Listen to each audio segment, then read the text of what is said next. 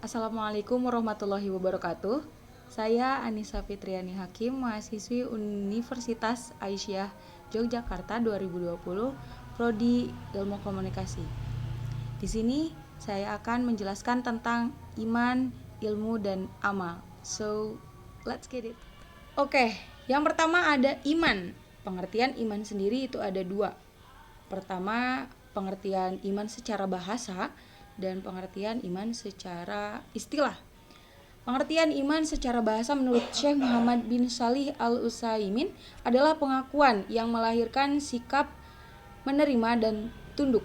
Nah, kemudian adapun pengertian secara istilah, ada beberapa pendapat dari berbagai ulama tentang pengertian iman itu sendiri. Pertama, ada dari Imam Maliki, Asy-Syafi'i, Imam Ahmad, dan beberapa ahli hadis serta ulama Madinah lainnya yang berpendapat bahwa definisi iman itu adalah pembenaran dengan hati, pengakuan dengan lisan, dan amal dengan anggota badan. Imam Syafi'i rahimahullah berkata, iman itu meliputi perkataan dan perbuatan. Dia bisa bertambah dan bisa berkurang. Bertambah dengan sebab ketaatan dan berkurang dengan sebab kemaksiatan. Namun lain halnya pendapat Imam Ahmad bin Hambali. Beliau berkata, iman bisa bertambah dan bisa berkurang. Ia bertambah dengan melakukan amal dan ia berkurang dengan sebab meninggalkan amal. Bahkan Imam Bukhari rahimahullah pun mengatakan, aku telah bertemu dengan lebih dari 1.000 orang ulama dari berbagai juru negeri. Aku tidak pernah melihat mereka berselisih bahwasannya iman adalah perkataan dan perbuatan bisa bertambah. Selanjutnya ada definisi ilmu. Keutamaan ilmu, belajar dan mengajarkan ilmu dalam Islam itu sering disebutkan dalam beberapa ayat dalam Al-Qur'an. Nah, Rasulullah Shallallahu alaihi wasallam pun pernah bersabda, "Thalabul ilmi fardhatun ala kulli muslimin." Artinya, menuntut ilmu itu wajib bagi setiap muslim. Hadis riwayat Ibnu Majah. Nah, adapun keutamaan oleh orang-orang yang berilmu, di antaranya pertama, orang berilmu itu diangkat derajatnya. Allah berfirman, niscaya Allah akan meninggikan orang-orang yang beriman di antara kamu dan orang-orang yang diberi ilmu pengetahuan beberapa derajat. Quran surat Al-Mujadilah ayat 11. Kemudian dalam ayat lain Allah pun berfirman, dan mereka berkata, sekiranya kami mendengarkan atau memikirkan peringatan itu, niscaya tidaklah kami termasuk penghuni-penghuni neraka yang menyala-nyala. Quran surat Al-Mulk ayat 10. Maka dilihat dari sini pun, orang yang berilmu itu tentu diberikan tempat atau diberikan derajat tinggi oleh Allah Subhanahu wa taala. Kemudian orang yang berilmu takut kepada Allah Subhanahu wa taala. Dalam Quran surat Fatir ayat 28, Allah Subhanahu wa taala berfirman yang artinya, dan demikian pula di antara manusia, makhluk bergerak yang bernyawa dan hewan-hewan ternak, ada yang bermacam-macam warnanya dan jenisnya. Di antara hamba-hamba Allah yang takut kepadanya hanyalah para ulama. Sungguh Allah Maha Perkasa, Maha Pengampun. Ayat ini menjelaskan tentang dengan ilmu seseorang akan lebih memahami bagaimana kehidupan ini diciptakan dan mendalami pengetahuan tentang kuasa Allah Subhanahu wa taala sebagai Sang Maha Pencipta. Orang berilmu akan takut melakukan hal-hal yang mengandung dosa karena ia memiliki pengetahuan akan kekuasaan dan juga kebesaran Allah Subhanahu wa taala. Kemudian, orang-orang berilmu akan diberi kebaikan dunia dan akhirat. Nah, hal ini ditunjukkan dalam Quran surat Al-Baqarah ayat 269. Allah berfirman yang artinya, Allah menganugerahkan al-hikmah atau kefahaman yang dalam tentang Al-Quran dan As-Sunnah kepada siapa yang dikehendakinya. Dan barang siapa yang dianugerahi hikmah, ia benar-benar telah dianugerahi karunia yang banyak. Dan hanya orang-orang yang berakallah yang dapat mengambil pelajaran dari firman Allah Subhanahu wa taala. Nah, selanjutnya ada orang berilmu dimudahkan jalannya ke surga. Dalam sebuah hadis tentang keutamaan ilmu pengetahuan dalam Islam, Rasulullah Shallallahu Alaihi Wasallam bersabda, yang artinya siapa yang menempuh jalan untuk mencari ilmu, maka Allah akan mudahkan baginya jalan menuju surga. Hadis riwayat Muslim.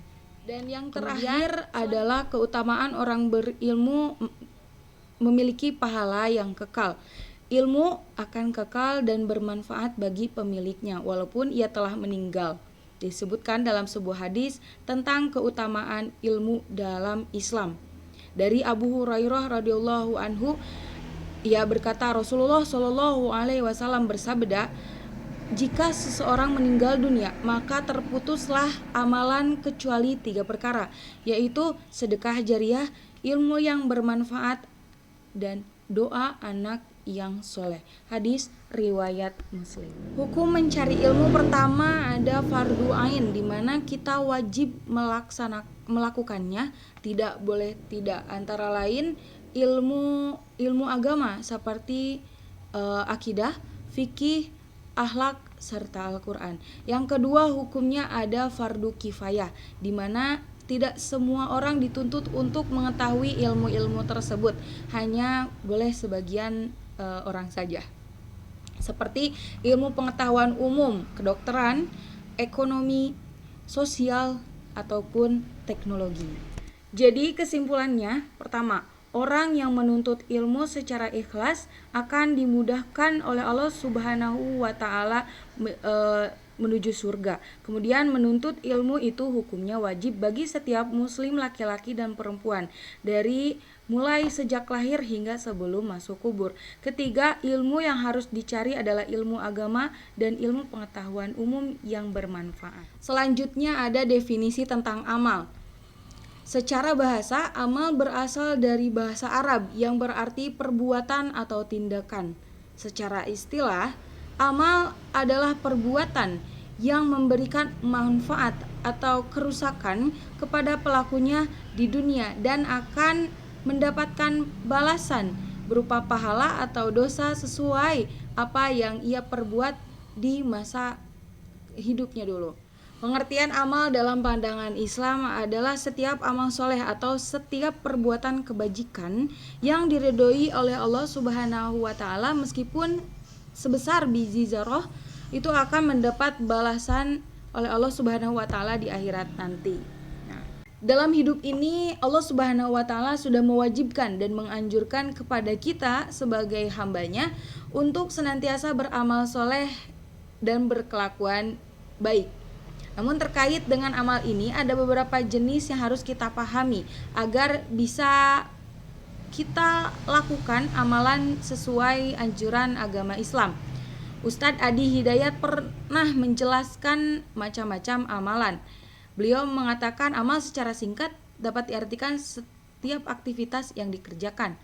Nah, beliau pun menyebutkan secara garis besar amal itu dibagi menjadi 3 bagian. Pertama ada amalul adi atau amalan biasa, kemudian ada amal solih atau amal soleh, dan ketiga ada amalul su, amal salah atau buruk. Langsung saja, yang pertama ada amalul adi. Amal ini disebut amalan biasa, rutinitas, atau biasa disebut aktivitas kita sehari-hari. Amalan ini adalah amalan yang saat dikerjakan hanya memiliki nilai dunia saja. Selain itu, amal ini tidak memiliki saham akhirat, baik konsekuensi, pahala, ataupun dosa. Sebagai contoh, setiap orang yang hidup pasti akan tidur, minum, makan, dan lain sebagainya. Apabila makan, minum, dan tidur itu kita lakukan sebagai rutinitas keseharian kita, itu disebut dengan amal. Yang kedua ada amalul solih. Amal ini bernilai akhirat, mendatangkan pahala ketika kita mengerjakannya. Nah, amalan ini dikatakan amal soleh karena bernilai kebaikan. Lantas bagaimana agar sebuah amalan bernilai menjadi amal soleh? Beliau menjelaskan ada 2 cara agar sebuah amal bisa menjadi atau bernilai amal soleh. Yakni pertama, dengan cara mengawali setiap pekerjaan dengan doa yang ditunjukkan kepada Allah Subhanahu wa Ta'ala.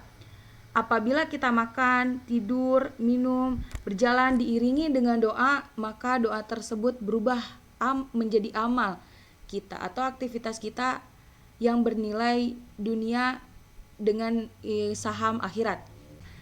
Selanjutnya ada amalusu atau amal buruk.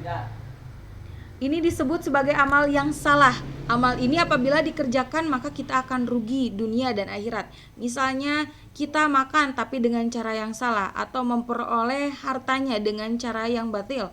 Maka itu selain merugikan kita secara dunia, kita pun di akhirat akan amat sangat merugi. Demikian pengertian iman, ilmu dan amal yang dapat saya sampaikan. Mudah-mudahan ada manfaatnya khususnya bagi saya, dan saya mohon maaf apabila banyak kesalahan dan kesilapan selama video ini dimulai hingga saat ini. Mohon dimafhum karena saya dalam tahap pembelajaran menuju proses yang lebih baik. Mungkin cukup sekian. Terima kasih atas perhatiannya. Wassalamualaikum warahmatullahi wabarakatuh. See you.